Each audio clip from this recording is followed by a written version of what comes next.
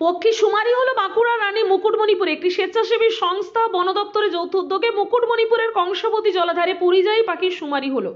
প্রসঙ্গত প্রতি বছর শীতকালে এই দিনগুলিতে দেশ বিদেশের অসংখ্য পরিযায়ী পাখি মুকুটমণিপুরে আসে।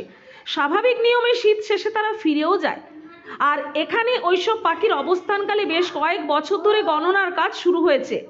আজ সকালে মুকুটমণিপুর জলাধারের উপর নৌকোয় চেপে ওই গণনার কাজ শুরু করা হয়। উপস্থিত ছিলেন বাঁকুড়ার এসডিএফও অসিত কুমার দাস, খাতাড়া রেঞ্জার সীতারাম দাস সহ বন দপ্তরের অন্যান্য আধিকারিকেরা। এদিনের গণনায় প্রায় 12 রকমের প্রজাতির পাখির খোঁজ মিলেছে। তবে বিগত বছরের তুলনায় চলতি বছরে পরিযায়ী পাখির প্রজাতির সংখ্যা কম বলে স্বেচ্ছাসেবী সংস্থা গ্রিন প্ল্যান টুর তরফে জানানো হয়েছে।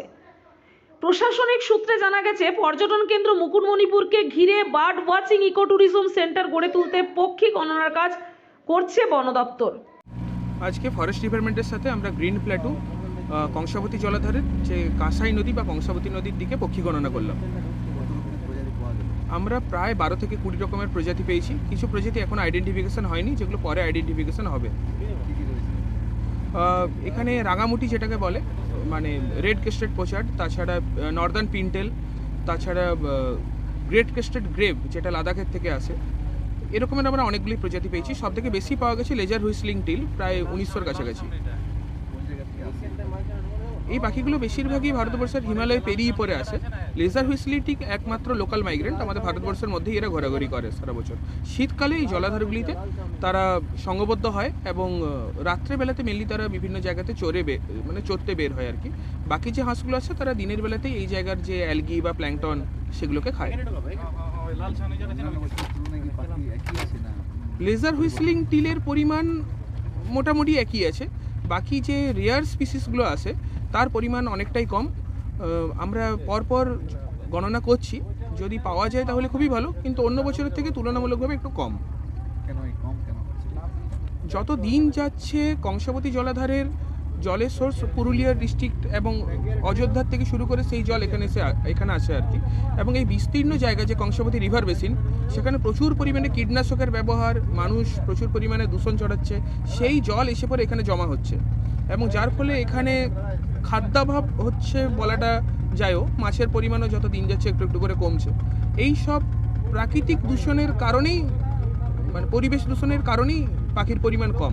এমনটা নয় যে খুব বেশি শিকার হচ্ছে বা অন্যান্য বিভিন্ন বোটিংয়ের ফলে বিঘ্নিত হচ্ছে, কারণ কংসাবতীতে বোটিং একটা খুব সীমিত জায়গা জুড়ে হয় আর কি। আমরা যেদিকে গেলাম সেখানে বোট সচরাচর যায়ও না, তবু সেখানে পাখির পরিমাণ অনেকটাই কম। আমরা প্রত্যেক বছরের ন্যায় এটা 5th ইয়ার রানিং চলছে, অ্যানুয়াল ওয়াটার বার্ড কাউন্টিং। এটা মুকুটমণিপুর যেটা জলাধার আছে সেটা আমরা করে থাকি, যেটা 2 দিনে সম্পন্ন হয়। তার আজকে প্রথম দিনে আমরা যেটা করলাম, এখানে আমাদের যে এনজিও আছে গ্রিন প্ল্যাটো, তাদের সদস্যরা সবাই ছিলেন। যেটা মুকুটমণিপুর জলাধারে যেটা 2 নদী মিশেছে, কংসাবতী, দ্যাট মিনস কাঁসাই আর কুমারী। আমরা আজকে প্রথম দিনে কাঁসাইয়ের যে অংশটা সেটা সম্পূর্ণ করলাম, যেখানে প্রায় 12 ধরনের বিভিন্ন মাইগ্রেটরি বার্ডস আমরা দেখলাম আর কি, অ্যাজ লাইক উট, কর্মোরেন্ট, টিল, আরও বিভিন্ন ধরনের বার্ডস যেগুলো মূলত মঙ্গোলিয়া, সাইবেরিয়া থেকে যেগুলো আসে, সেটা আমরা আজকে অবজার্ভ করলাম। প্রায় 15 রকমের প্রজাতি আমরা দেখলাম আজকে। কী কী রয়েছে তার মধ্যে? রয়েছে লেজার হুইসলিং টিল বা সরাল, গার্ডওয়াল, পিনটেল, কমন কুট। পাখি অন্যান্য বছরের তুলনায় একই আছে? না, এবছর একটু পাখির পরিমাণ কম আছে। কোন কোন প্রজাতিগুলো নেই বলে মনে হলো? লিটিল গ্রেভ নেই এবছর, গার্ডওয়ালটাও কম পরিমাণে এসেছে, কটন পিগমি গুজটাও সেরকমভাবে দেখতে পেলাম না এবারে। কোন প্রজাতি বেশি ছিল? লেজার হুইসলিং টিল প্রায় 1900-র কাছাকাছি আমরা পেয়েছি এবছর। কোন জায়গায় এটা গণনা করা হলো? মুকুটমণিপুর জলাধারে গণনাটা করা হলো। বাঁকুড়া থেকে তন্ময় চৌধুরী রিপোর্ট, নূতন ভোর।